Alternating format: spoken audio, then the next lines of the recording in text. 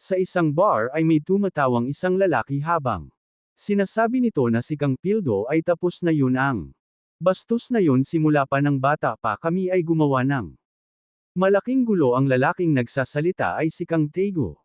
At sabi pa nito ang ginawa ni Kang Pildo ay malaking oportunidad para sa kanila. Hindi ako nagpaplano na wala lang gawin bago pa magsimula ang eleksyon na tila pabigat lang ako sa aking mga kapatid. Ang una nating kailangang gawin ay pabagsakin si Kang Pildo at ipapakita ko sa aking ama na kung sino nga ba ang tunay na nagbubuhat sa kanila. Sabi naman ng isa na bago nila itong gawin, ay kailangan muna nilang patapusan ang eleksyon. Sabi naman ni Kang Tego dahil sa kanila ay nandito tayo.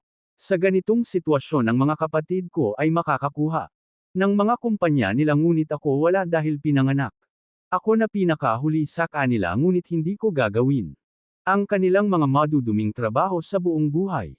Kung ngunit merong paraan para makapag-advance tayo sa headquarters, kailangan lang nating pabagsakin si Kang Pildo at napunta tayo kung saan sa TV ay may babaeng naglalakad at makikita natin na ang ina ito ni Kang Pildo at ang videong ito ay nakunan bago pa mamatay ang kanyang ina. At sa kanyang telepono ay may nagsabi na pumunta siya sa lokasyon na yan at makikita natin na pinuntahan nga ito ni Kang Pildo at tinanong niya sa kanyang sarili kung pumunta nga ba ang kanyang ina rito. At habang pinagmamasdan niya ang TV at sa tahimik na lugar na ito ay may maririnig tayo at makikita natin ang isang sasakyan at nagsalita na ingatan nila ang kanilang daladala dahil kung hindi ay hindi sila makakakuha ng mataas na presyo at bumaba na nga ang mga lalaki.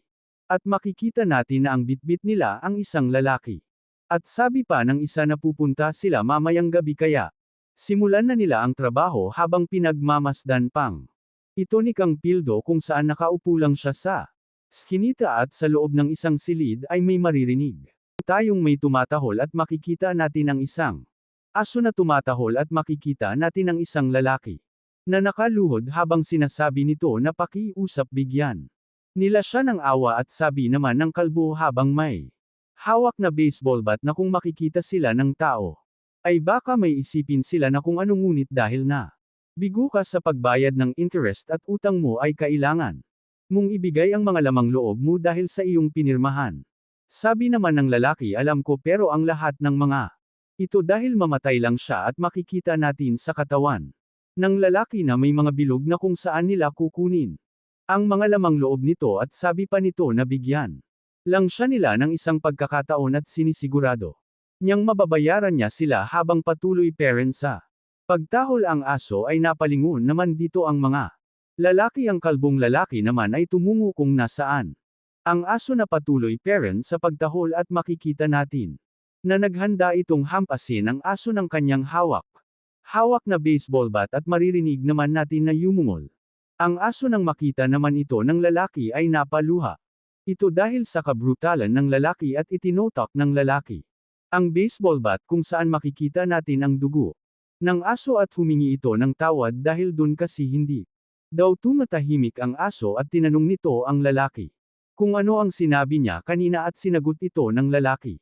habang nanginggig na kung bibigyan lang daw siya ng isa pang pagkakataon ay mababayaran niya sila. At sabi naman ng lalaki habang naghahanda itong hamampas na ang aso ay hindi talaga nakikinig. At may makikita rin na may pumasok na isang tao. Napansin naman ito ng isang lalaki kung sino ang taong pumasok at tinignan lang nito ang mga hayop na nakakulong. At makikita natin na si Kang Pildo ito at sinabi nito na ipagpatuloy lang nila ang kanilang mga ginagawa. Pumunta lang ako rito dahil may kailangan akong tignan. At sabi naman ng isang lalaki kay Kang Pildo na nakikita niya naman na nagtatrabaho sila pagtapos na ay tatawagan niya na lang siya kaya lumabas na siya. At sabi pa ng lalaki na mamayang gabi na ang auction at dagdag pa nito na marami silang mga customer kaya kailangan niyang maghintay at makipag-cooperate sa kanila. At sabi naman ni Kang Pildo sa lalaki na aalis siya kapag tapos niya na ang kanyang gawin rito. At tinanong naman ng lalaki kung ano ba ang hinahanap nito rito dahil buhay pa ang lalaki.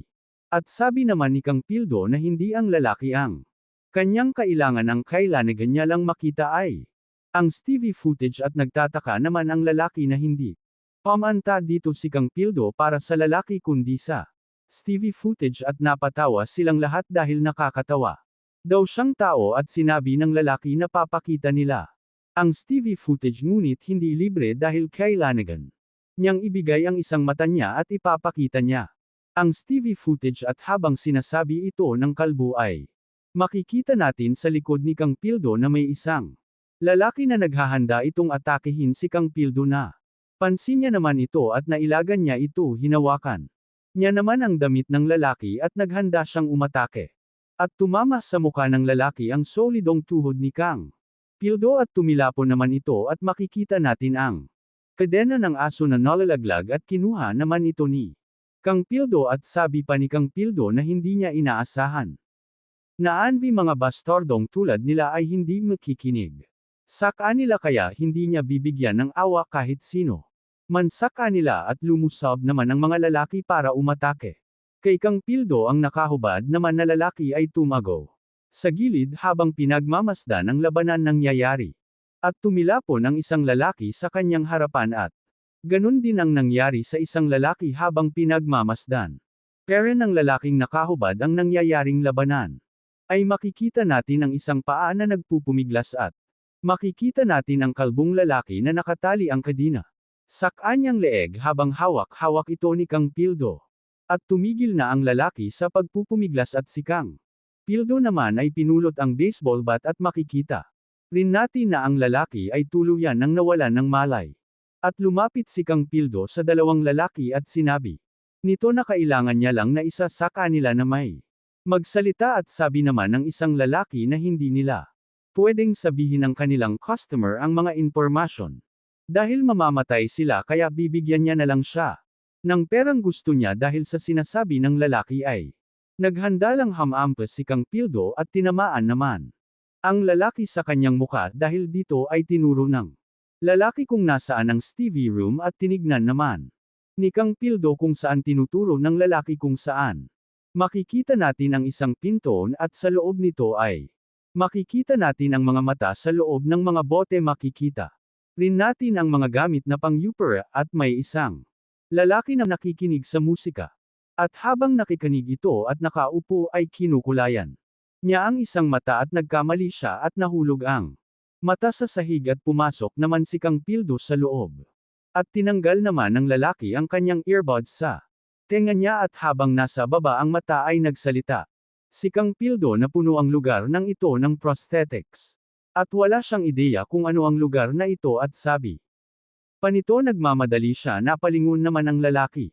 At tinanong ni Kang Pildo kung nasaan ang kopya ng Stevie footage at tumayo naman ang lalaki at sinabi na hindi pa talaga nagbabago ang bastardo na to. Alam ko ang sitwasyon mo ngunit kailangan mo mon ang bumati mo na tignan mo ang lalaking ito. Malulungkot ako kung hindi mo ako maaalala dahil lang lumipas ang ilang taon dahil ba sa may pinagbago ako ng kaunti ngunit hindi naman posible na makalimutan mo ako. Kang Pildo long time no see habang nilalagay ng lalaki ang prosthetic na mata ay sinabi nito kung ano ang ginagawa ni Kang Pildo rito pagkatapos niyang bulagin ang isa niyang mata.